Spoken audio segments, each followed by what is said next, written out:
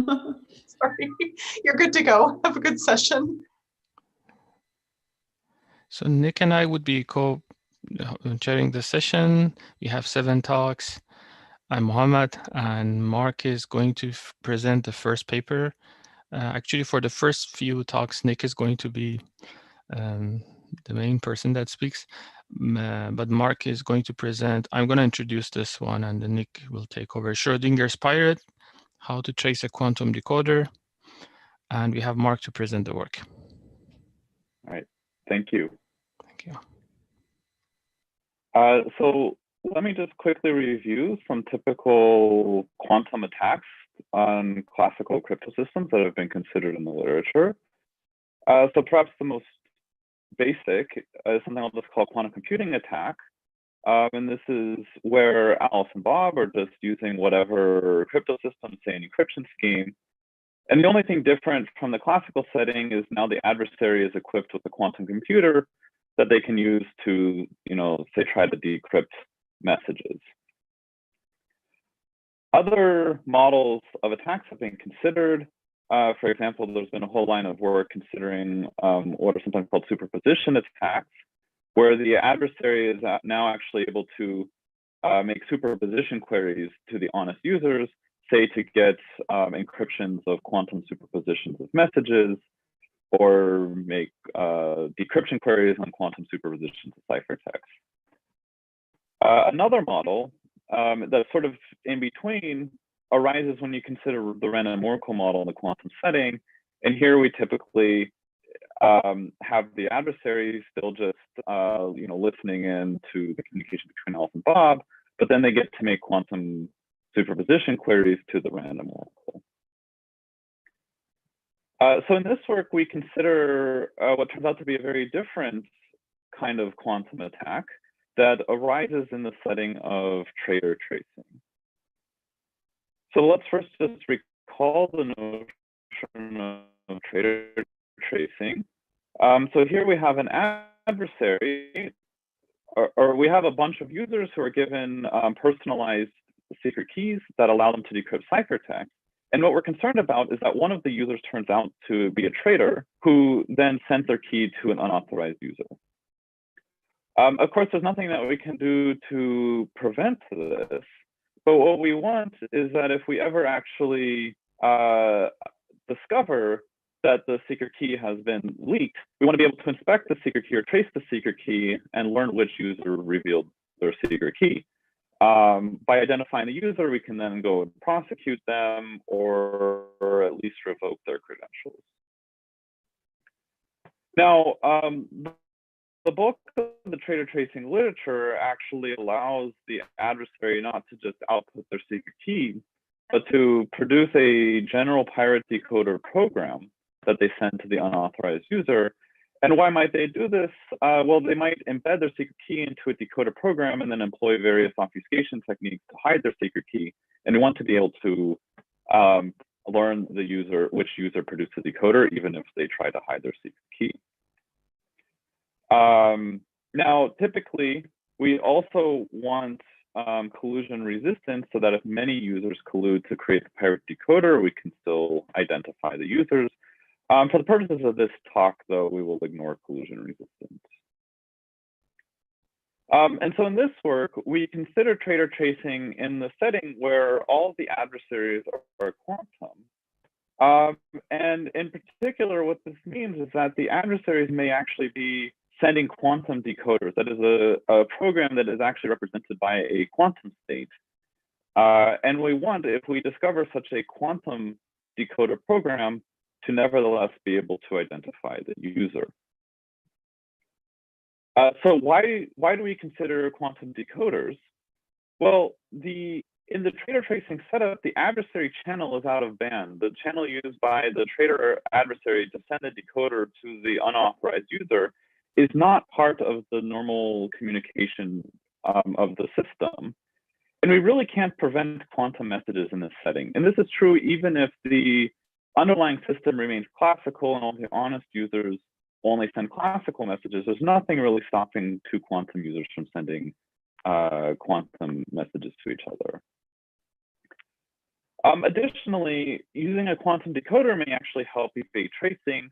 Maybe they can use fancy quantum crypto techniques to hide their secret key. And there might be other advantages of an adversary using a quantum decoder. Maybe they can make it unclonable or self-destructing so that their secret key does not get distributed too widely.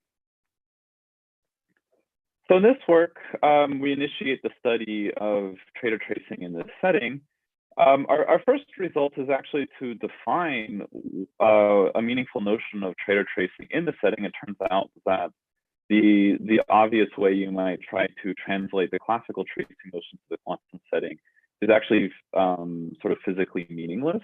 And so we put in some work to arrive at a meaningful definition. We then show a barrier or impossibility result demonstrating that the classical tracing guarantees actually cannot hold in the quantum setting, and that the classical tracing algorithms can be fooled. And then we give a positive result showing that certain kinds of an object called private linear broadcast encryption can be traced in the setting. And the good news is that private linear broadcast encryption is the typical object that is used to build traitor tracing. And as a result, we can apply this to several known constructions of private linear broadcast encryption, including a generic construction from any public key encryption scheme, a construction with proof parameters from indistinguishability obfuscation, and certain constructions using in the setting of bounded collusions. Unfortunately, we don't capture all private linear broadcast encryption schemes. For example, our work does not apply to the recent construction of traitor tracing from LWE. So that's all I wanted to say, so I'll stop here. Thank you very much, Mark. I am checking the channel if there is any questions. Can I ask a question, please? Please go ahead. So just can you say a few words, at least the statement about the impossibility? So the impossibility is roughly that any algorithm, any tracing algorithm that makes only classical queries to the decoder, so it'll only send a classical ciphertext and receive a message back, cannot trace according to the strong tracing guarantees that we normally require of a traitor tracing system. So in your model, do you only get black box access to the decoder? Or do you only allow black box access to the decoder, or in the definition? In the paper, we actually discuss a few different models. Our positive result works in a black box model that we define, but inspired by our impossibility results, the black box model will allow queries on superpositions of ciphertext. It is also possible to consider a non-black box model where you're given full access to the decoder state. But because the traitor tracing strategies that exist classically all work in a black box model, our impossibility naturally only applies to sort of a black box setting. Yeah, just in the quantum setting, it's a little less obvious what is a black box model, right? You allow, for example, controlled application of the decoder, or do you allow like some sort of a purified version of the decoder and things like that, right? Does that count as black box or not? Yeah, so it takes some care to define what you mean with a black box decoder. And the real issue comes down to the usual requirement that the decoder is stateless. Which doesn't really make sense in the quantum setting anymore, because just the act of evaluating the decoder could change the decoder irreversibly.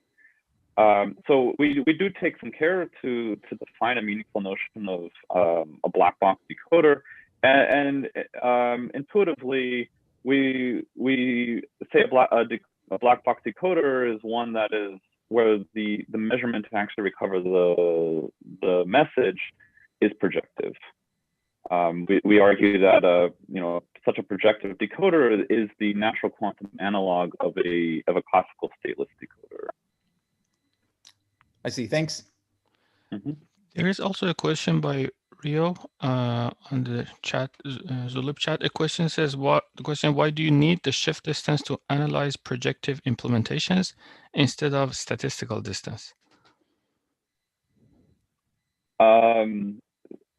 Sorry, can you repeat that? Why do you need the shift distance to analyze projective implementations instead of the statistical distance? Right. So in the paper, we in the analysis, we define a notion of shift distance that is a relaxation of statistical distance that we use for analyzing things.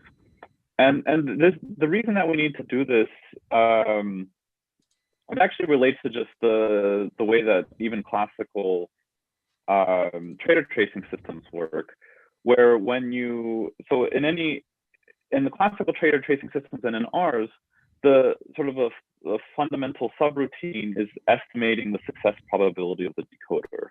In the classical setting, you do this by running the decoder on various ciphertexts and just computing the fraction of the ciphertext that successfully decrypt. In our setting, we have to develop a more sophisticated algorithm. But in both cases, you actually don't get negligible statistical distance. You get something, you will actually get a non-negligible error. It turns out that the non-negligible error is still small enough, but because we don't get a negligible error, we have to relax our notion of distance. And for the quantum setting, the notion we use is this thing we call shift distance. Thank you, Mark. We are actually out of time, so thanks again, Mark. Thank you so much. And the next talk of the session is titled Quantum Encryption with Certified Deletion by Anne Broadbent and Rabib Islam. And Rabib, I think, is going to give the talk. Yes, hi. Hi, everyone. This talk is on quantum encryption with certified deletion, and it's based on joint work with Professor Anne Broadbent at the University of Ottawa. So let's start with a physical analogy to the scenario that we're going to be looking at today.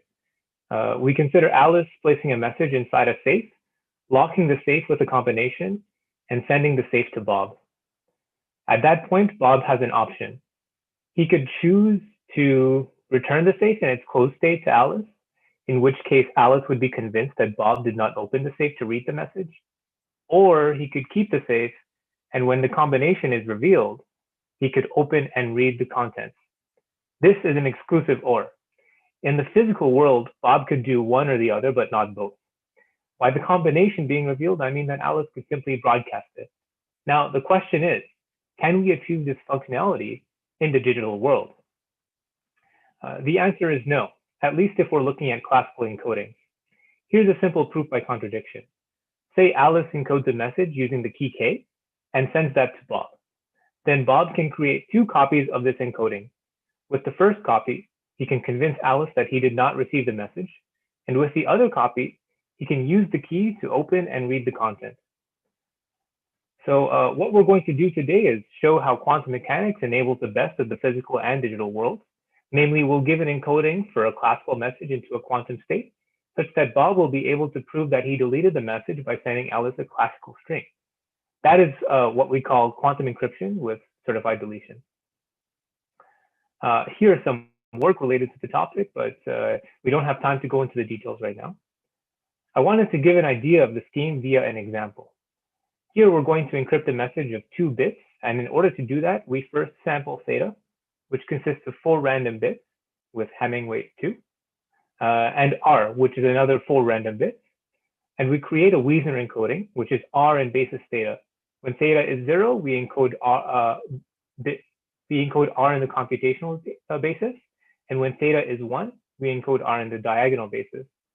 Let rcomp be the substring of R, where the qubits are encoded in the computational basis, and rdiag be the substring of R, where the qubits are encoded in the diagonal basis. The encryption of the message M will be the Wiesner state together with M XOR rcomp. From here, if Bob wants to delete the message, he would measure all the Wiesner encoded qubits in the diagonal basis. And if he does this honestly, this would give him a string with 2 wildcards, which would be uniformly random bits, and 2 deterministic bits, namely the substring rdiag. In order to verify deletion, Alice would check that the positions of the string she receives are consistent with rdiag. To decrypt using key theta, Bob would simply measure all the qubits in the positions where theta equals 0, revealing rcomp, and using that in combination with m XOR rcomp to obtain m. The proof intuition is common to many quantum cryptographic schemes. The better the adversary is at predicting the diagonal basis string, the better the adversary is at producing a convincing proof of deletion. Meanwhile, the probability of correctly guessing rcomp will decrease, preventing the adversary from decrypting even once given the key. So one other way to think about this is that if Bob wants to be really good at convincing Alice that he deleted, he should measure all the qubits in the diagonal basis. But measuring a qubit that was initially encoded in the computational basis with the diagonal basis will effectively erase the bit of information contained within. This entropic uncertainty relation is what underlies the intuition. Here, H is the entropy, and C is the maximal overlap of the observable. Here's how we define the security of the scheme that we're looking at. We consider Bob to be adversarial. He chooses a message and sends that message to Alice. Alice chooses a key and a random bit B. Based on B, Alice will either encrypt the 0 message or the message that Bob sent. So if B is 0, it'll be the 0 message, and if B is 1, it'll be the message that Bob sent. And she sends the ciphertext to Bob. That ciphertext consisting of the Wiesner encoding and M XOR rcomp. Bob then produces Y, which is the candidate proof of deletion, and Alice verifies it using the key, accepting or rejecting the candidate. Then Bob is given the key theta and produces a bit B prime, winning the game if and only if B prime equals B, and Alice has accepted. We let PB be the probability that in the game where Alice selects bit B, Bob outputs B prime equals 1 and Alice accepts. We say that the scheme has certified deletion security if the difference between P0 and P1 is negligible. Now, here's a brief outline of the proof. We first consider the entanglement-based version of the game. Then we apply an entropic uncertainty relation that has its roots in QKD. There are refinements of this basic protocol. Namely, we add noise tolerance by using error correcting code, and we reduce and make uniform the adversary's advantage by using privacy amplification. By giving an upper bound on the max entropy, we obtain a lower bound on the min entropy, resulting in certified deletion security. In summary, we have a classical proof of deletion in a prepare and measure scheme, and we have been able to make it noise tolerant. Thank you very much. Thank you so much, Rabbi, for the talk. We have time for quick questions. If there is any, please let us know.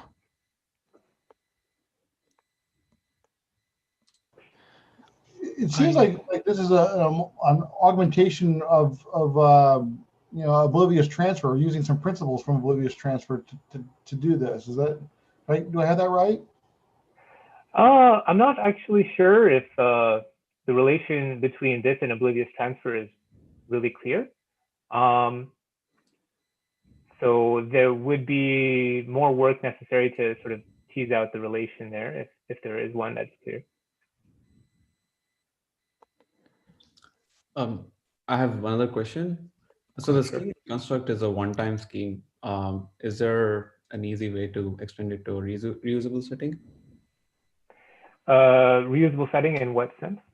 So the key, I mean, so you're just giving one-time part of the message, right? So suppose, let's say the authority wants to issue multiple ciphertexts, right? At the moment, I'm not sure. That sounds like an interesting problem, but I haven't actually thought about it that way. So if you want to discuss more on that, we can definitely take it offline.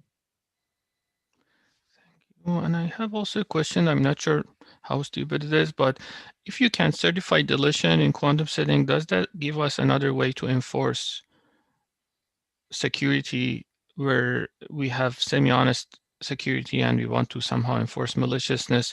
Because the way that somebody can cheat is by storing, so maybe I'm not casting the question correctly, but somebody can keep more data as we go and then analyze them later. But if you make sure that somebody deletes what they're not supposed to keep in a protocol, it might allow you to enforce it information theoretically in quantum setting. Is there any way to, and is there any hope to use it in that context, or what I'm saying seems very far? I'm actually not sure because I haven't studied semi-honest very much. So Okay. So maybe it's yeah, good for like I wish offline I could discussions. offer more input. Be good for offline discussion. There is a question also from Rayo says, is this about symmetric encryption? Or is this symmetric encryption? It's certainly not public encryption. Yeah, I think it's public. Symmetric is a good way of describing it. I mean, it's a one-time symmetric encryption scheme, right? Yeah, exactly.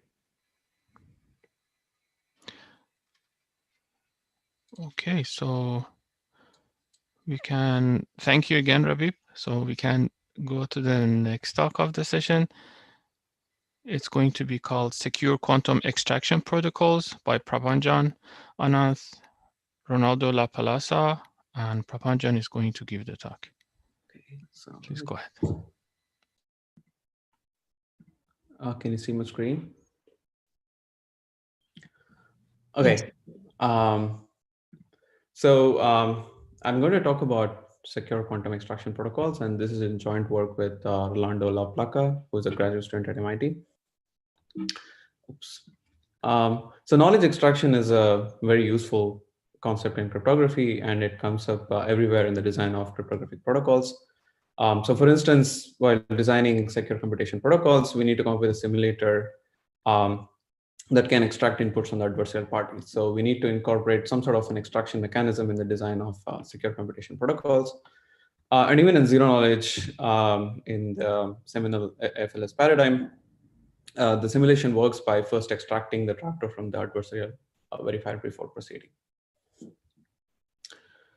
So in the classical setting, we know quite a few extraction techniques. For instance, we know the classic rewinding technique that has been used to prove the security of many cryptographic protocols.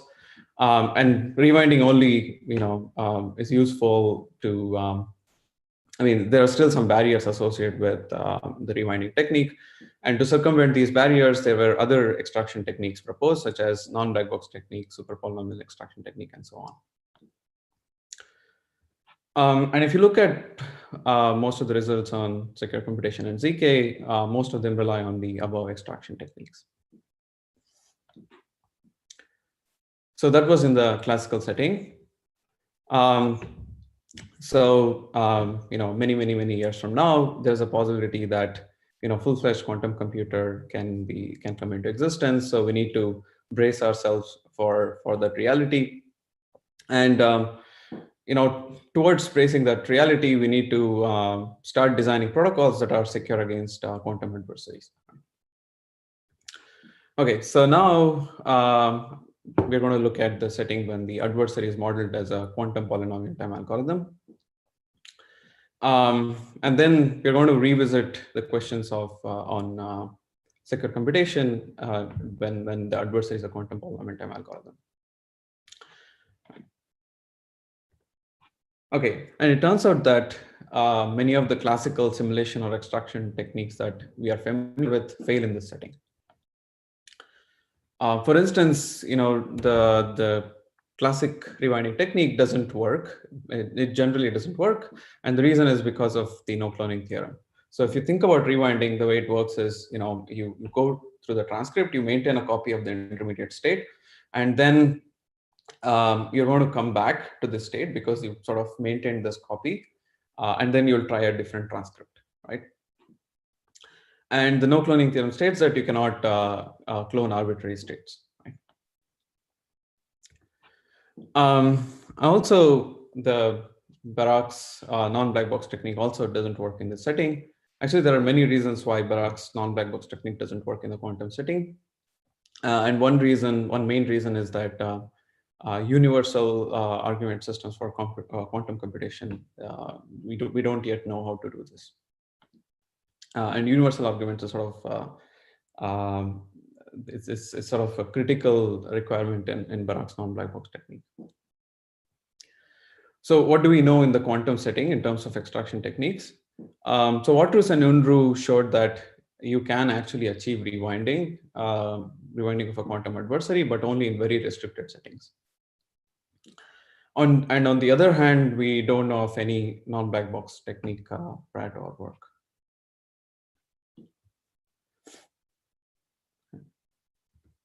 Okay, so in our work, we identify a clean definition of extraction that captures this concept of knowledge extraction against quantum adversaries. We give two new quantum extraction techniques that satisfy this definition. And as an application, we show how to construct zero knowledge with classical soundness, but zero knowledge proof system, argument system with classical soundness, but the zero knowledge property holds against QPT adversaries. Okay, so what is this definition? So we have a sender and a receiver. The sender receives as input an instance and a witness corresponding to an NP language. And the receiver just receives as input X. So they talk to each other. And we want this protocol to satisfy three properties. So one is correctness of extraction, which just says that if instead of the receiver, if there's an extractor interacting with the sender, then he should actually be able to extract W from the sender, even if the sender is actually a QPT algorithm. So another property we want is that the sender should not be able to distinguish whether it is talking to the extractor or the receiver. And finally, we want a simulatability property, which just says that a malicious receiver should not be able to learn W from the sender. Again, we can consider two cases when either the receiver is a classical adversary or a quantum adversary. Based on this, we get two different notions. So we show that you can get quantum extraction protocols with classical simulatability, that is simulatability against classical PPT algorithms from quantum hardness of learning with errors. And we also show how to get quantum extraction protocols with simulatability against QPT adversaries from FHE for quantum circuits and quantum hardness of LW. And as an application, we show how to get constant round ZK with classical soundness and ZK against quantum verifiers. Our concurrent work shows how to get the same with quantum soundness, soundness against quantum provers, but based on QFHE and QLW. In our case, we only get it from QLW. Okay, so in the remaining time, I'll just briefly sketch the extraction technique that with classical simulatability property. So the idea is sort of really simple. The starting point to this extraction protocol is the test of quantumness protocol by Berkowski et al. So the sender and the receiver are going to run this test of quantumness protocol where the receiver is going to convince the sender that it's a quantum computer. And if the sender gets convinced, then it's going to send the witness. Otherwise, it's going to abort, right? Of course, this doesn't satisfy this indistinguishability of extraction because an extractor is going to be a QPT algorithm, is going to succeed in this test, but the receiver is a classical algorithm and it's not going to succeed in this test. So now the sender can actually distinguish whether it is talking to the extractor or the receiver. So to overcome this problem, we're going to open up the test of quantumness construction. So the sender is going to send, I don't have time to talk about trapdoor-Clorfie functions, but there is some primitive called trapdoor-Clorfie functions where the sender is going to send multiple trapdoor-Clorfie function keys. The receiver is going to send many outputs, and the sender is going to send the challenges B1 through Bn. And the receiver is going to send either the pre-image or some vector that is correlated to the pre-images based on the challenge messages. So this is like the 4-message protocol in the test of quantumness protocol. So to overcome the problem I mentioned earlier, where the sender should not be able to figure out whether it's talking to the extractor or the receiver, we're going to have an additional secure function evaluation protocol where the receiver is going to send the last message into the secure function evaluation protocol. So it's not going to send this message directly to the sender, but it's going to input this to a secure function evaluation protocol, and the sender is going to input the witness to the secure function evaluation protocol. And inside the protocol, you check if the test of quantumness is valid or not. I mean, has passed or not. And depending on that, you're going to the receiver is going to receive the witness. And so this is the way we avoid the sender to not be able to distinguish receiver versus extractor. Right. So even this doesn't work. You need to add an additional extractable commitment scheme. But I'm past time, so I'm going to stop here. Thank you so much, Prabhanjan. And if there is any question, we have time for a question or two.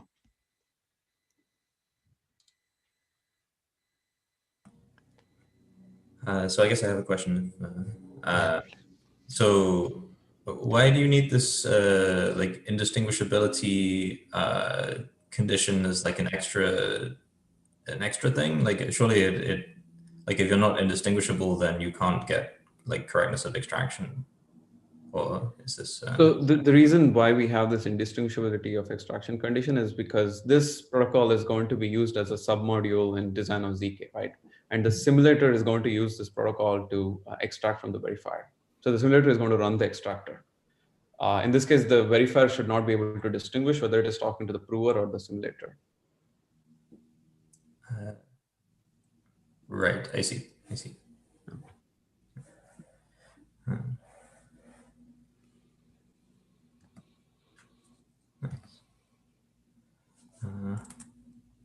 Okay, so I'm not seeing any more questions.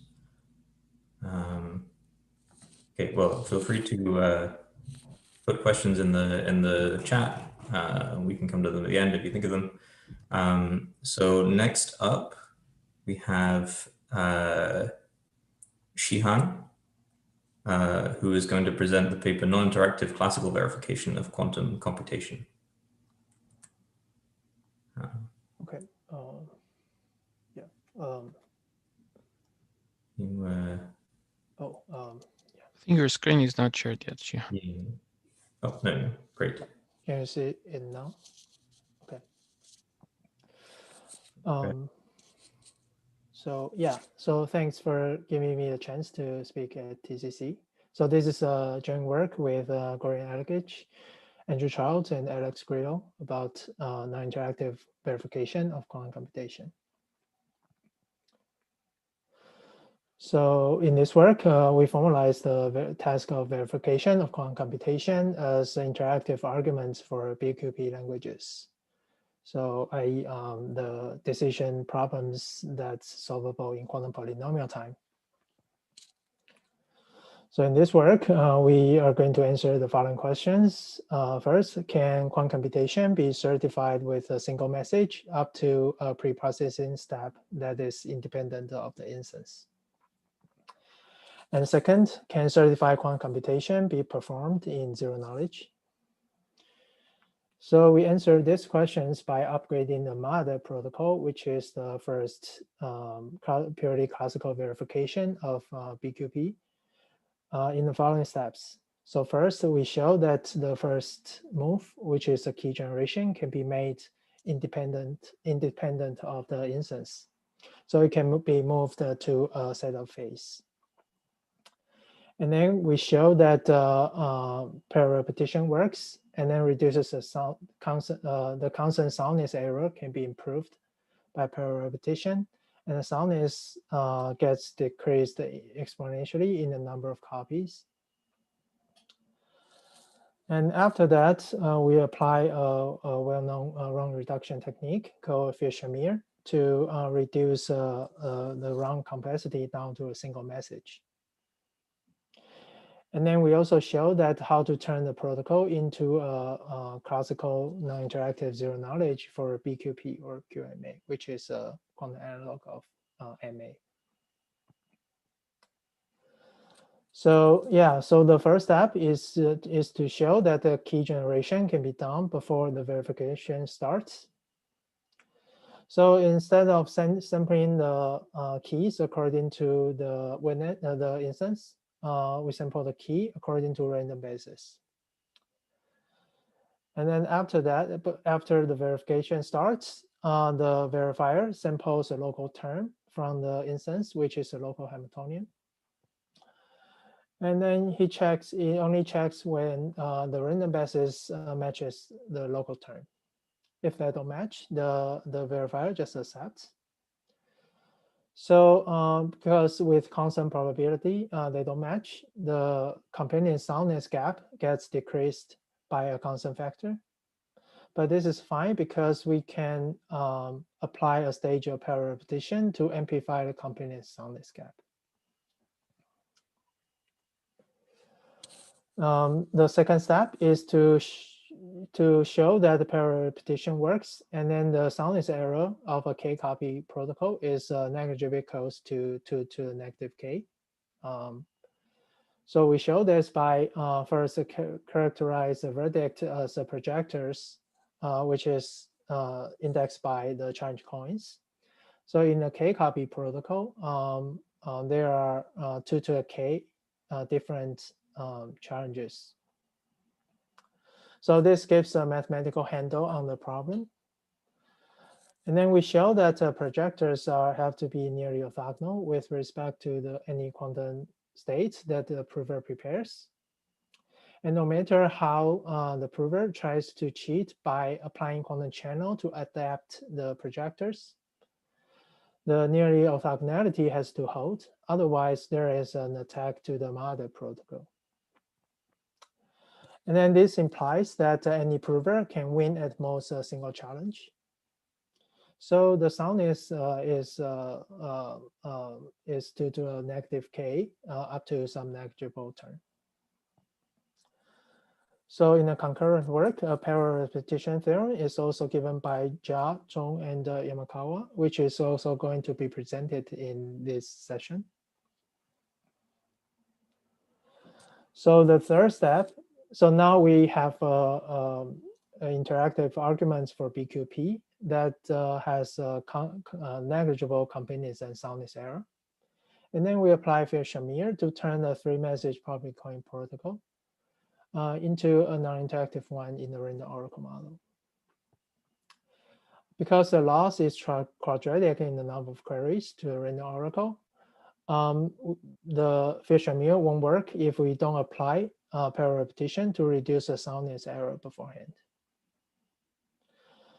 So we show Fisher-Shamir works use reduction pretty much very similar to the one that's given by Don, Fair, Mayans, and Schaffner in the crypto talk last year. And in the and we also show that how to give a classical non-interactive zero knowledge for a BQP or QMA. So we do this by explaining that why the original protocol is zero knowledge. The reason is that part of the interaction cannot be simulated because it depends on the witness. So instead of viewing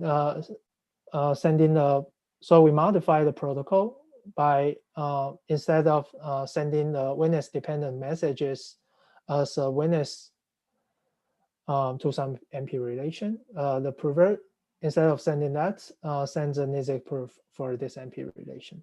So this MP relation encodes the relation that the prover accepts, the verifier accepts the statement. Right. So yeah. So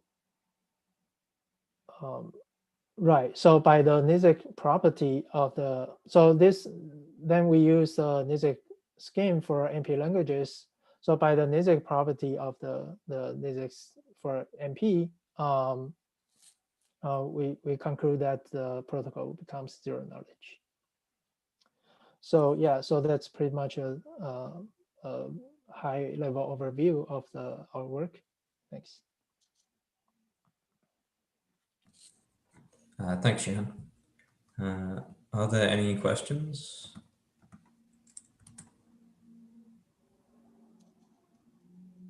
Nothing in the chat. Okay, then I have a question. So, so you do this transformation to zero knowledge, like to a Nizic after doing the round reduction, right? Yeah, so actually we show zero knowledge before we do Fisher-Shamir. So Okay. we first show zero knowledge, zero knowledge compilation of the 3-round protocol. Followed by that, we apply Fisher-Shamir, and Fisher-Shamir, we show that Fisher-Shamir preserves the zero knowledge property with this. I see. So you obtain in the middle an honest verify zero knowledge argument, like interactive argument for BQP. Yes. Okay. This is also extend to malicious verify, or? Yeah. I think so. Our work should work well against malicious verifiers. So okay. Yeah. There's a question from Islam. So on slide 2, where you say the prover wins at most one challenge, does that mean test/Hadamard or something else?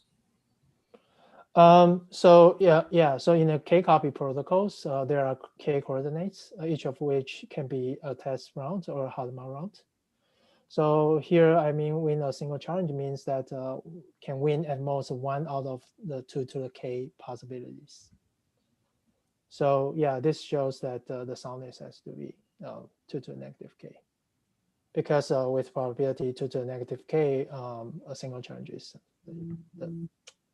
the challenge that you can win is sampled. Okay, thanks. All right, then there are no more questions. We'll move on to the next talk, which is classical verification of quantum computations with an efficient verifier. The speaker is Nai Hui, who is hi here. Hi. Yeah, can you see my screen now? Yeah. Yeah. Okay. So, and thank you for introduction. And this is a joint work with Kai-Min Zhong from Academia Sinica and Takashi Yamakawa from NTT Secure Platform Laboratories.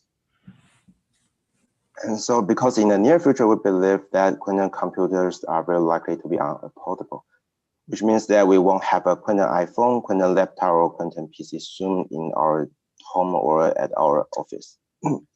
So now the question is that how do we do a quantum test by using just our local device, which doesn't have any quantum power? So for example, given a quantum circuit C and input X, you want to compute C of X, and how do you do that? And the answer is very trivial, that you can just ask the quantum computers for help. For example, IBM has a platform that you can give them your quantum circuits and the input X, and then you just ask them to compute C of X equal to Z for you.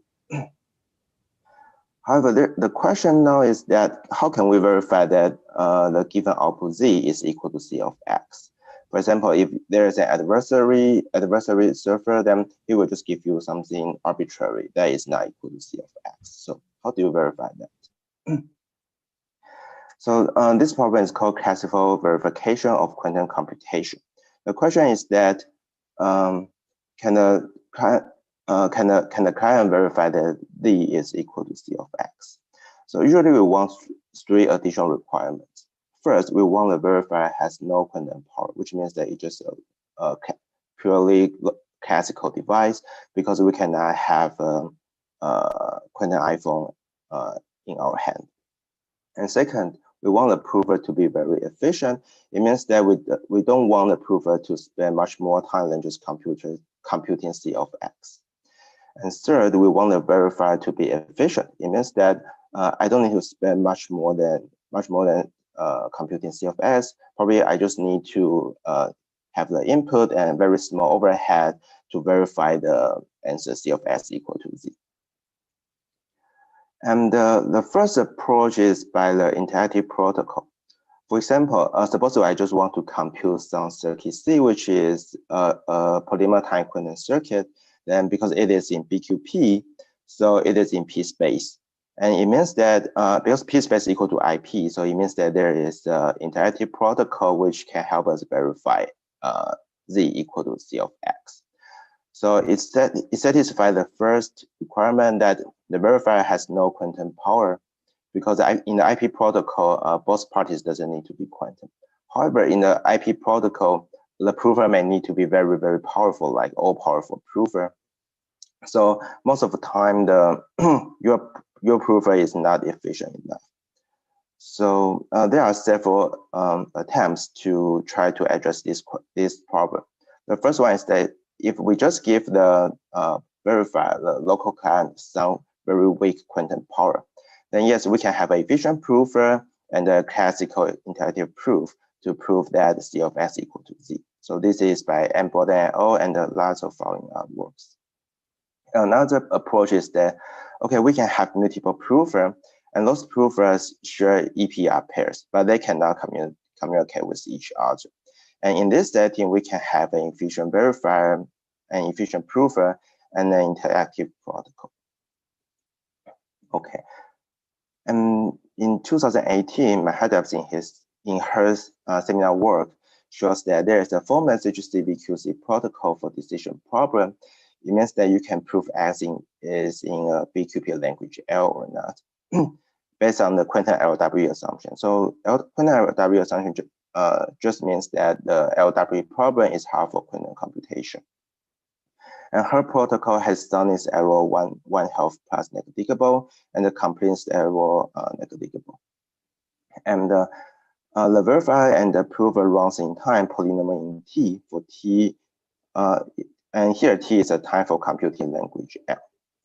So in her protocol, the verifier doesn't need any quantum power, and the prover is also efficient, only runs in time polynomial in T. However, the verifier is not efficient enough, because like here, the verifier still needs to run in time polynomial in T. The question is that, can we make the verifier run in time to just polynomial polylog in T or independent to T? Of course, the verifier needs to have the input X. So it still needs some linear time to have the input and the randomness. But we want to make sure that the verifier doesn't need to spend time, which is linear or polynomial in T. Okay. And our result shows that yes, there is a CVQC protocol with an efficient verifier. And to achieve this, we prove 3 steps. The first step is that we show the parallel reputation theorem for Mahadev's protocol with negligible summness error. And given that, we can use a 2-round CVQC protocol in the quantum random oracle model by using Fisher-Shamir transformation.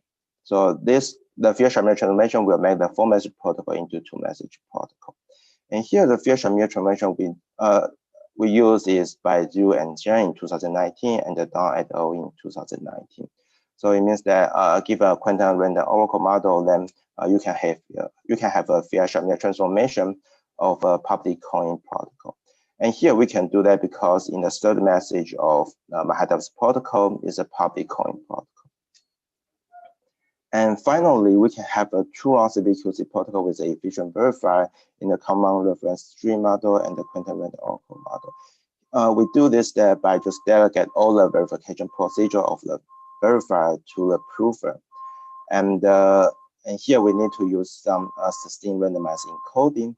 And we also do so we need additional assumptions like quantum IO, quantum Fisher-Shamir, quantum FHE. Yeah. And yeah, that's all. Thanks.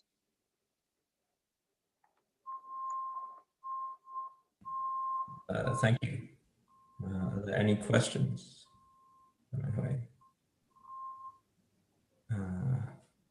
I'd be happy to ask. So actually, it's a joint question for both of these work, both this and the previous talk. So you show parallel repetition for the specific protocol, but how general are these techniques? I don't know if it's the same or different techniques. How general are they? How far are we from actually having parallel repetition for any argument in the quantum setting? Oh yeah, I forgot to mention that this is independent proven by Andrew et al. With a different proof. So our two techniques are different.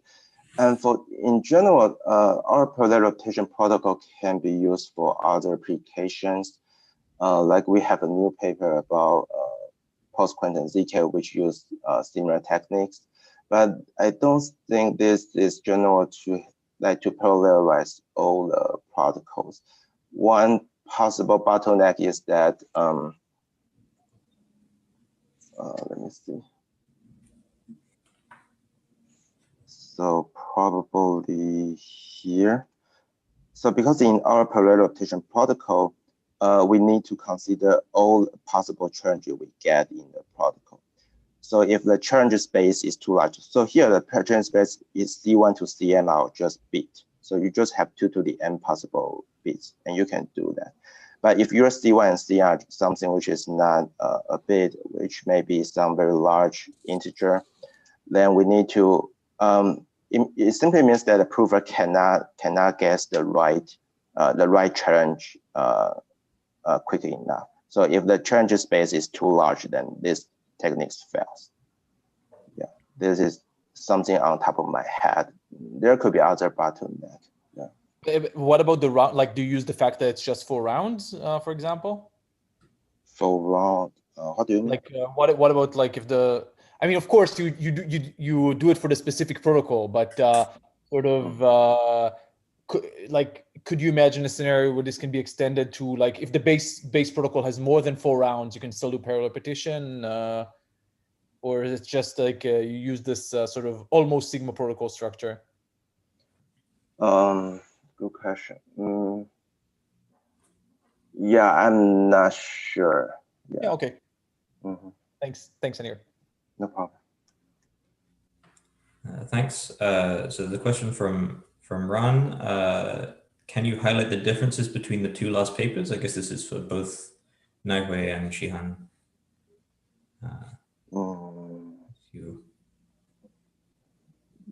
The difference.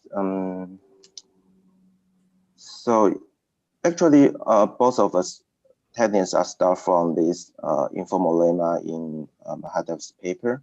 So which shows that if there is a quantum polynomial time cheating proof passes a test run with probably 1 minus negligible m, then you also pass a Hadamard run with negligible m, assuming a quantum harness of the W problem. I think because here we need to make sure that the cheating proof is quantum polynomial time. So we use some facet estimation technique to construct 2 projectors efficiently. And so our technique is a little bit tedious to construct them, so we need to deal with some errors because that our projector is not the same as ideal projectors. And I think Shihan they use another different techniques which bypass these difficulties. So probably Shihan can say something about the technique. Yeah, can add something.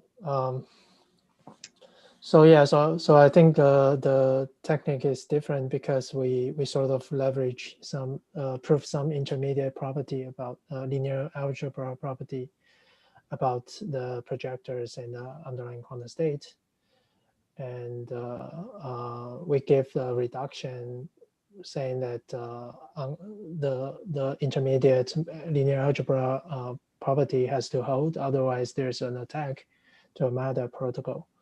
So yeah, I think that's one point that's different from Nahui's proof. Right. Yeah. Okay, thanks. So now we are leaving quantum behind.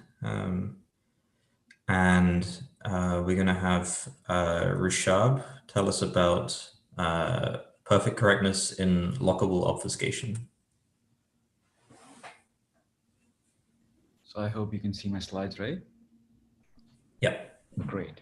So thanks a lot, Nick, for the introduction. So yeah, I'll tell you more about obfuscation, and it won't be too much quantum going on. There are some quantum implications, but not really quantum techniques that are described in this paper. So let me start by just recalling, wait a second. So let me just start by recalling the notion of obfuscation that you probably would have heard about before the conference, or if not before the conference, during the amazing workshop that has been going on in GCC.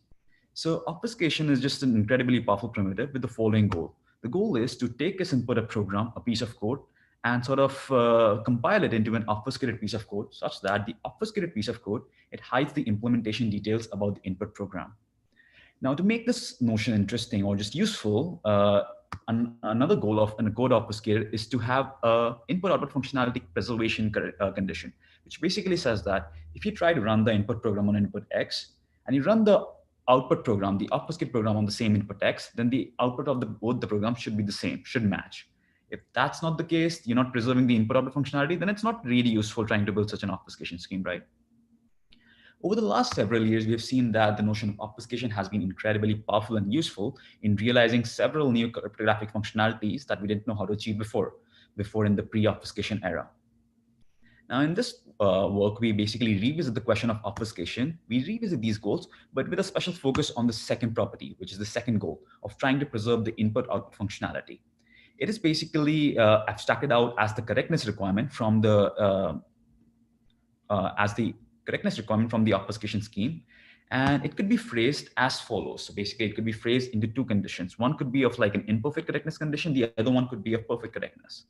So imperfect correctness for an obfuscation scheme basically says that if you try to evaluate the obfuscated program and the input program on a bunch of inputs, then they're going to give you the same output on all but a negligible fraction of inputs. Whereas a perfectly correct obfuscation scheme basically says that no matter the input you choose on which you want to evaluate either the input program or the output program, they're going to give you the same output. And in this work, we basically try to focus on the question of constructing perfectly correct obfuscation schemes. Now, at this point, you might be wondering, okay, perfect correctness is interesting for theoretical perspective, but what's the real advantages of trying to achieve perfect correctness? Isn't imperfect correctness good enough? Basically, suppose if you say the probability of error is 1/2 to the 100 or something like that, that's very low. That means the probability I'm going to hit a bad point, a bad input, it's very low. I'm not going to ever do that. Then why even worry about perfectly correct obfuscation? So the answer is that obfuscation is not always an end-all application, but it's basically a means to more applications. It's a building block for more applications. And sometimes in a lot of other applications, it's very useful to have a perfectly correct obfuscation scheme.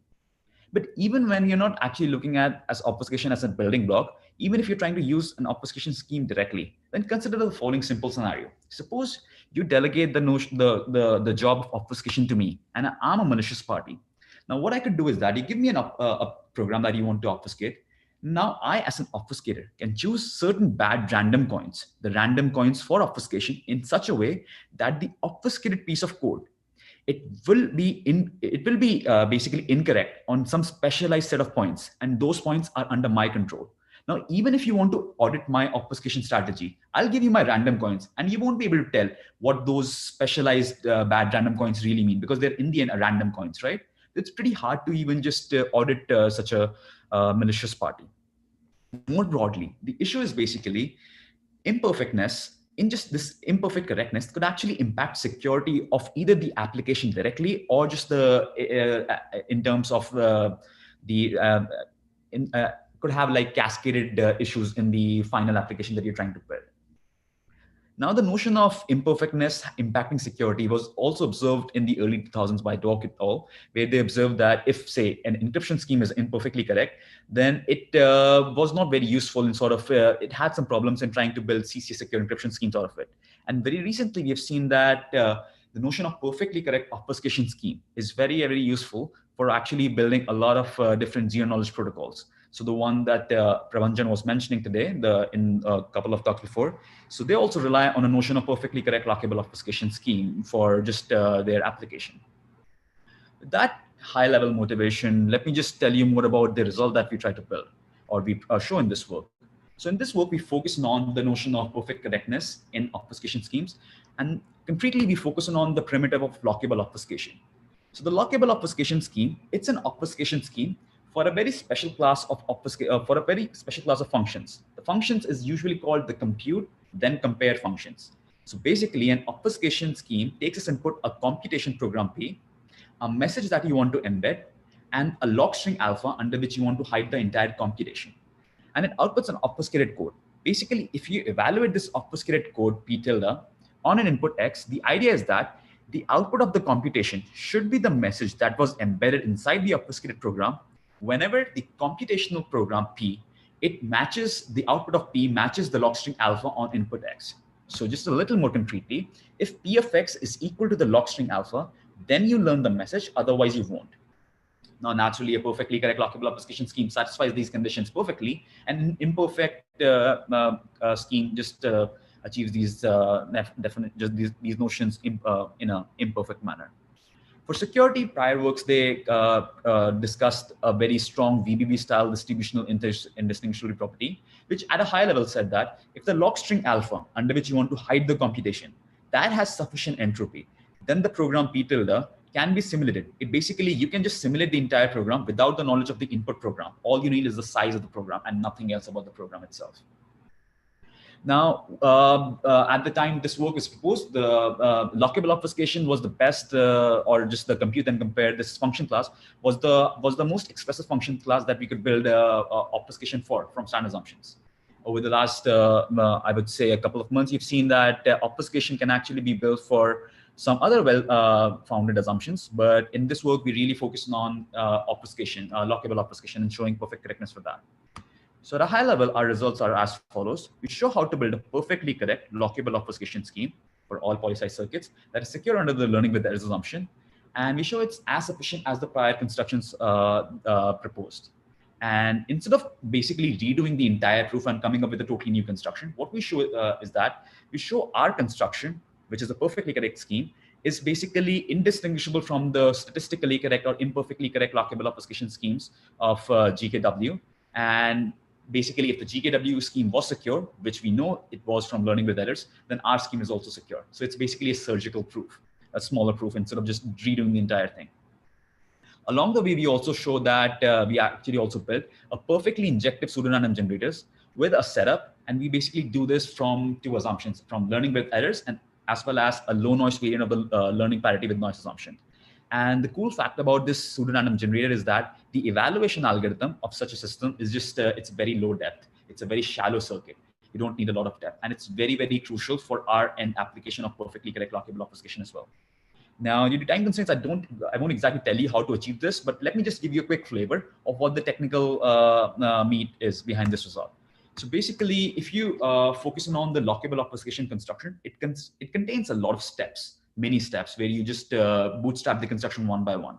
And it turns out most of those steps do preserve correctness of the underlying construction.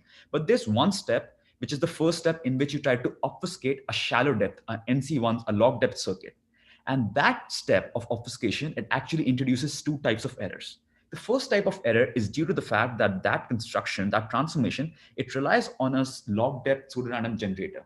And the log depth pseudorandom generator that the previous works used, it was not perfectly injective, and that led to one source of correctness errors. And we fixed that by just building a perfectly injective PRG with log depth, and that removes the first source of error. The second source of error was due to the fact that the log string alpha that the obfuscator chooses, that log string alpha is used to sort of sample a bunch of random matrices with certain special structure. Now, what happened was that when you got to an output that did not match the log string alpha, then those matrices, they lose all the structure. And that could cause some other type of correctness error. So basically what we do is that we sample those random matrices in an even more specialized and structured way, such that the matrices have some structure even when you don't match the log string alpha.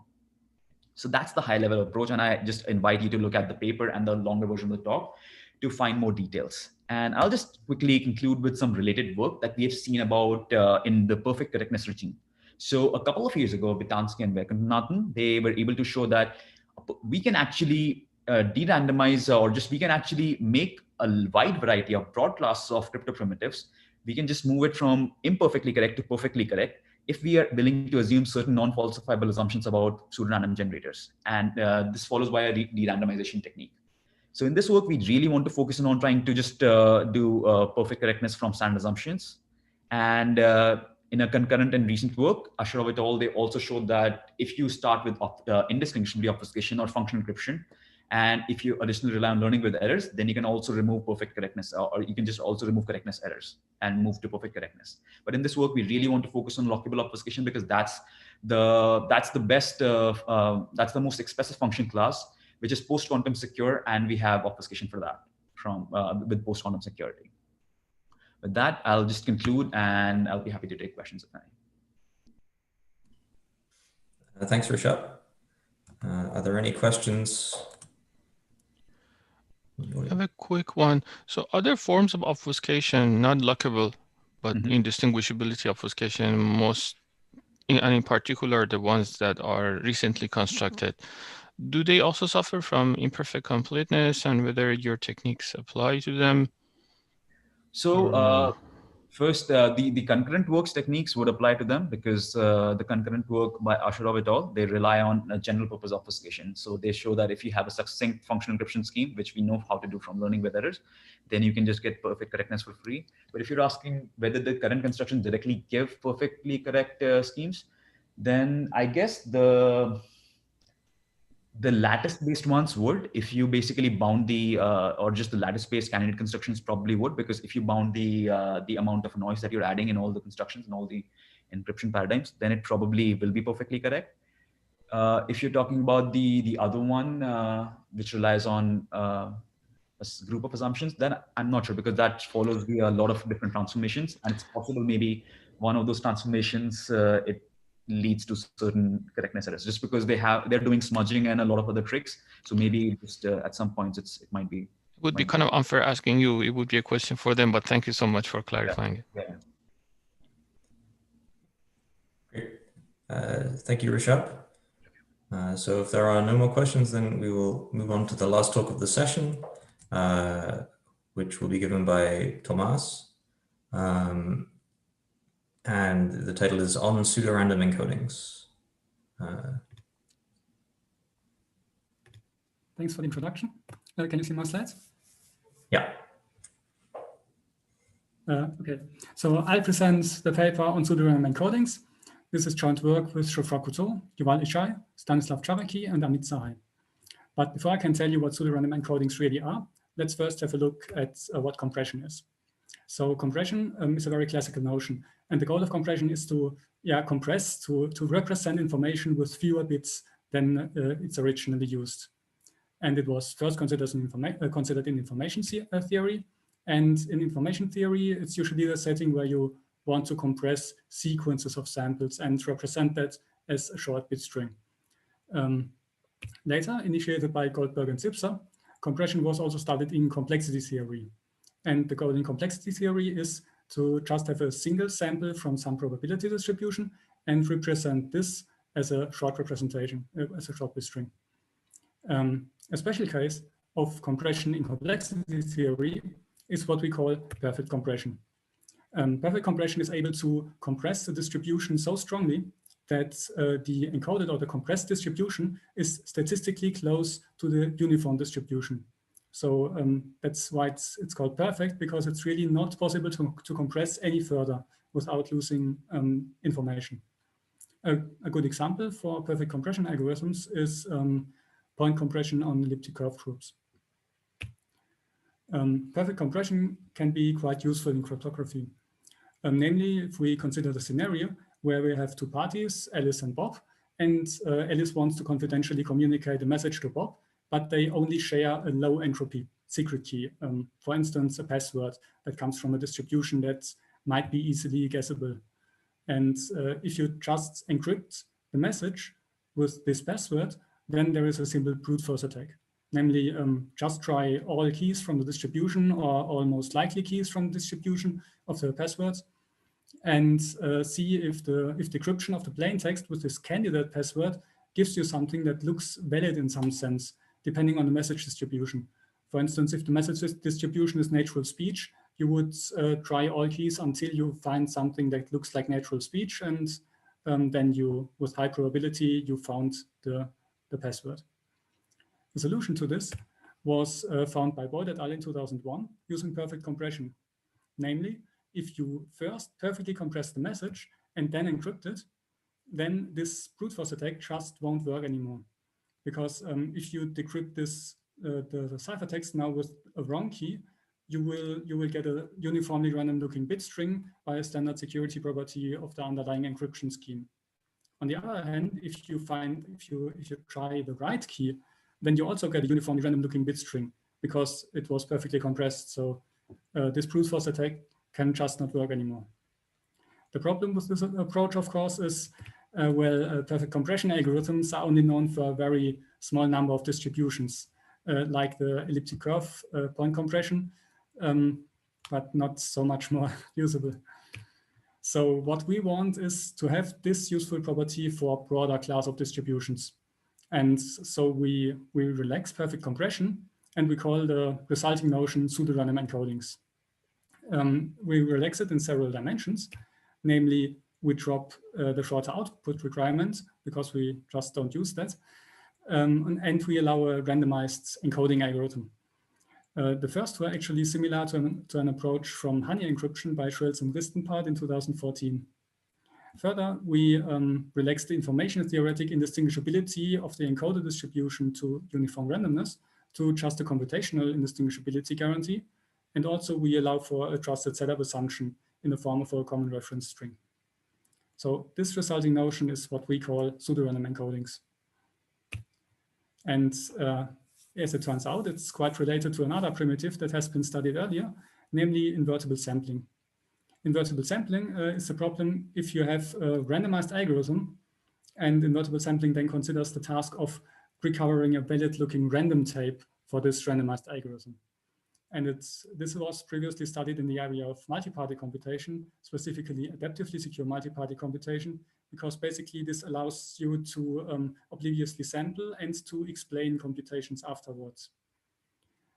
More precisely, invertible sampling assumes that for every sampling algorithm A, there is an indistinguishable alternative sampler, which can be inverted using an algorithm called the inverse sampler.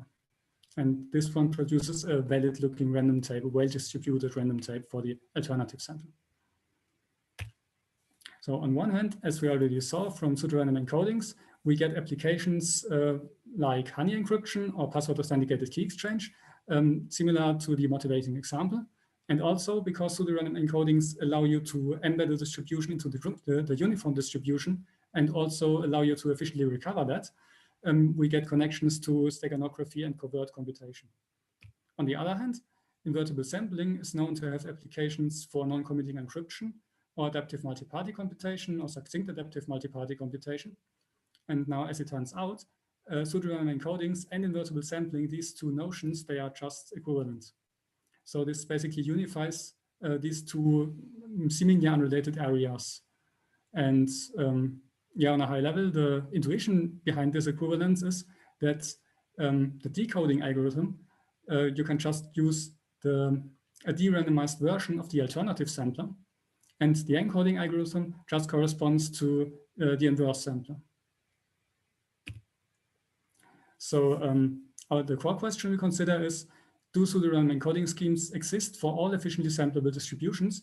And that includes distributions that can be sampled by efficient algorithms that may accept an input.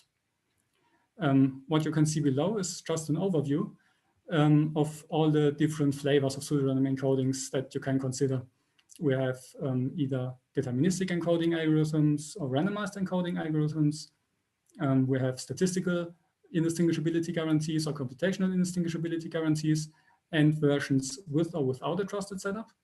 And if the distributions or the sampler for the distributions can accept an input, the variants with a setup have two further subvariants, the ones allowing adaptive choice of the input to the distribution, and the ones that are restricted to only static choice for the inputs of the distribution. And to summarize our results, we have an equivalence between pseudorandom encodings and invertible sampling in all those flavors. And also we have an equivalence between the static and the adaptive variants with a setup.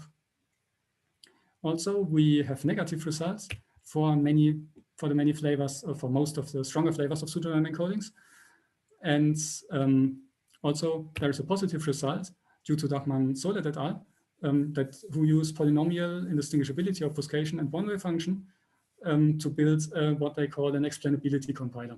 And that's basically invertible sampling with a setup, but only allowing static choices of the input. So together with our equivalence results, this instantiates all of the lower right corner in this picture. We have several applications from seemingly unrelated areas, and we view identifying these connections as our main contribution. Also, there is subsequent work that was already presented in the workshop. Namely, we and QEXT show that indistinguishability obfuscation is not only sufficient to get pseudorandom encodings, but it's also necessary. Okay, thank you for your attention. Thank you. Are there any questions? I have a quick question. So the application that you showed at the beginning of the talk that you can, for a natural language text, you can first encode it and then encrypt it, and it was actually observed long ago. I missed something probably simple there, but if we do have a decompression or decoding, can't the adversary also decode after it guesses the key and then see which one after decoding looks like human text? Yes, but the key now is that every distribution that you decode will look like natural speech. Got it. Also, I have, if others don't have, oh, there is a question, so I'll wait. Yeah, so the question from Jeremiah Blocky. Have you considered empirical password distributions, e.g. based on breaches like RockU, LinkedIn, or webhost? Not sure if I understand, but this will just work for all password distributions. This is completely independent of the key distribution now. I hope this answers the question. For very specific distribution, actually, honey encryption is the line of work that considered in the real world, how can we achieve such kind of similar notions, and they can achieve them statistically for natural password distributions. Here's the question we consider is really the feasibility of achieving this notion for all distributions. But for natural distribution, it's already well known that it can be achieved statistically. Yes, for some very restricted cases, I think uniform distribution over prime numbers is one example where you can achieve that statistically. But our result shows that this can be achieved computationally for all efficiently samplable distributions, but also for distributions that can accept an input. Do you know informally, I don't know, some kind of boundary at what stage I/O becomes necessary? It's like you go from is unconditional or simple things using one-way functions to the need for I/O? Is an intuitive barrier? The problem is that because in pseudorandom encodings and invertible sampling, they are equivalent. So if we can pseudorandomly encode every efficiently samplable distribution, we can also inverse sample every efficiently samplable distribution. And if you can inverse sample extractable one-way functions, that is a problem. That means that if you can do that for all efficiently samplable distributions, you run into problems with extractable one-way functions with unbounded auxiliary inputs.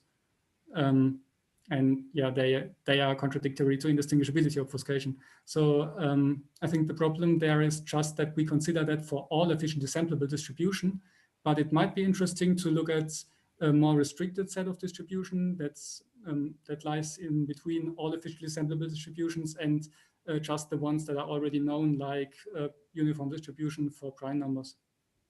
So the result of QEXT is very relevant. Because what they show is that already if you can do that for the LWE sample distribution, then you need I/O already.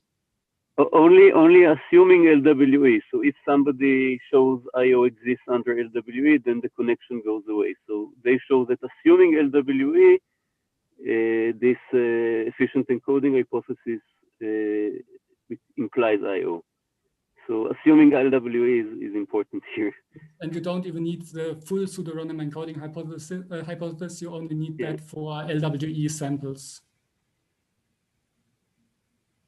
So you don't have any the conjecture or something, I don't know, like this class of the, I mean, it might not be tight, but well, if and only if would be nice, but something, you know, like minimal, which requires I/O, or maybe how wide is the class of things which we can do without I/O? Any kind of anything elegant? But it seems like there will be more works along the line of the work we heard about yesterday, right? So more such works will give you more classes of distributions for which you get an implication of I/O. I/O may just exist even before one of the functions, right? That would be nice. Yeah, exactly. It would be nice and not that unlikely. You want to bet? No. All right. So there's also a question from Manoj. Is universal compression plausible for natural classes of distributions, i.e. where the construction works without knowing the exact distribution? Well, no, we have impossibility results that universal encoding is not possible. Good answer. Is that under assumptions or? No, that's unconditional. You can, I'm not sure if I get an example from the top of my head right now, but it's unconditional. You can give classes of quite natural distributions where it don't work.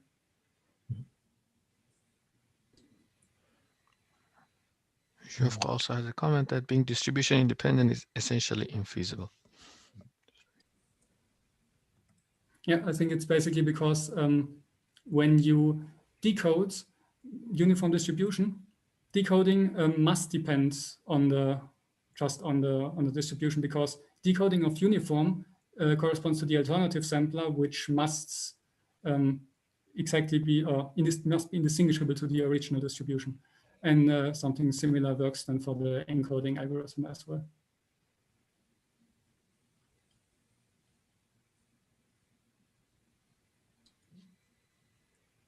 Great. So thank you, Thomas. Are there any more questions from anybody about any of the talks in this session?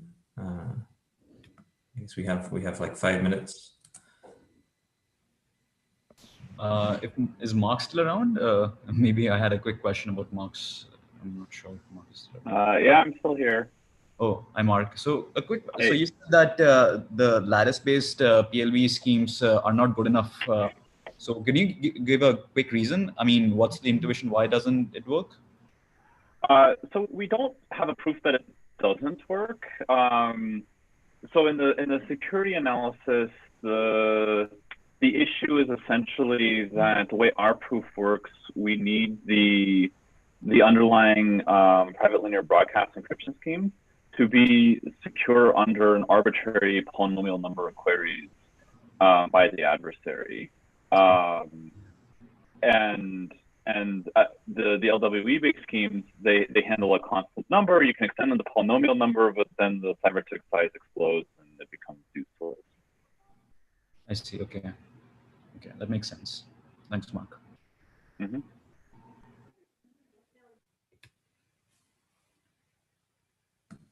Okay.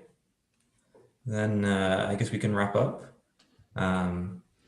So there is directly after this a social break, which you can access from the program, and then the next session is information theoretic crypto and idealized